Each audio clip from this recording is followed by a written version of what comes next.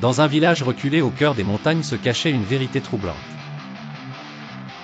Ce village, à première vue insignifiant avec ses maisons en pierre et ses ruelles pavées, abritait un secret que seuls les initiés connaissaient. Au centre de ce mystère se trouvait le père Thomas, un religieux vénéré par sa communauté pour sa dévotion inébranlable. Thomas était marié à une femme énigmatique, Aline, l'une des jumelles du village. Alors que sa sœur, Isabelle, était connue pour son engagement communautaire et sa bienveillance, Aline inspirait autant d'appréhension que de fascination.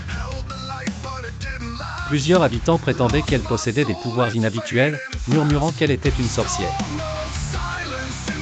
Le couple semblait vivre une vie paisible, mais des rumeurs circulaient sur la nature de leur union. On murmura longtemps que leur mariage, bien qu'approuvé par l'Église, cachait des pratiques ésotériques inavouables. En effet, le père Thomas avait été aperçu à plusieurs reprises près de lieux isolés à des heures improbables.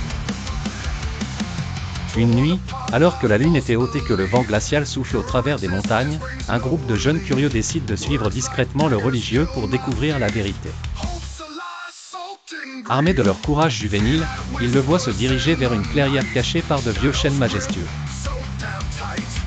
Là, au milieu des arbres silencieux, ils découvrent avec stupeur le religieux agenouillé devant un autel improvisé. Aline est à ses côtés, un regard fixe et intense, murmurant des incantations dans une langue ancienne. Les témoins, le cœur battant, observent à distance, fascinés et horrifiés par ce qu'ils voient. Au fur et à mesure que les chants s'élèvent, une atmosphère étrange et pesante enveloppe la clairière. Les arbres semblent se rapprocher, le vent arrête de souffler, comme si la nature elle-même retenait son souffle. Un sentiment de transe collective envahit les jeunes témoins, qui ne peuvent détacher leurs yeux de la scène qui se déroule devant eux. Tandis que l'aube pointe à l'horizon, la cérémonie prend fin abruptement. Le père Thomas et Aline retournent au village sans un mot, laissant derrière eux une multitude de questions et un lourd secret à porter. Les témoins, marqués à jamais par cette nuit mystérieuse, jurèrent de garder le silence, de peur des représailles invisibles qui pourraient s'abattre sur eux.